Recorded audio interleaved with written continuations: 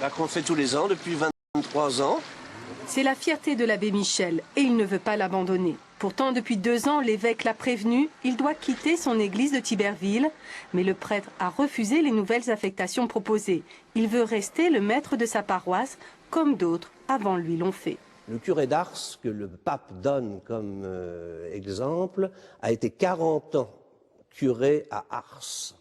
Ce qui lui a permis justement d'améliorer sa paroisse, de la convertir et de ramener presque tout le monde au bon Dieu. Si vous regardez l'Évangile, jamais le Christ ne dit à quelqu'un de rester là où il est. Il faut toujours sans arrêt aller de l'avant, partir, être en mouvement, annoncer le royaume de Dieu. Ce que je crains vis-à-vis de ce prêtre, c'est qu'il soit devenu l'otage d'un groupe. La décision de l'évêque ne plaît pas aux élus locaux, en particulier aux maires. Alors ils continuent de soutenir leur curé. Alors j'avoue personnellement ne pas tout comprendre cette décision de monsieur l'évêque d'Évreux.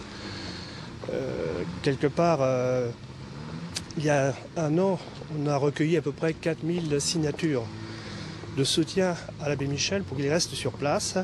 Cela nous avait donné espoir. Aujourd'hui, nous sommes profondément déçus, mais on n'est pas résignés.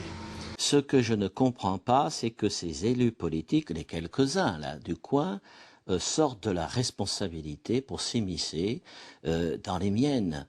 Je ne vais pas aller trouver un maire, un conseiller général, pour lui demander des explications sur des modifications d'activités, de délégations qu'il aurait pu faire à telle ou telle personne.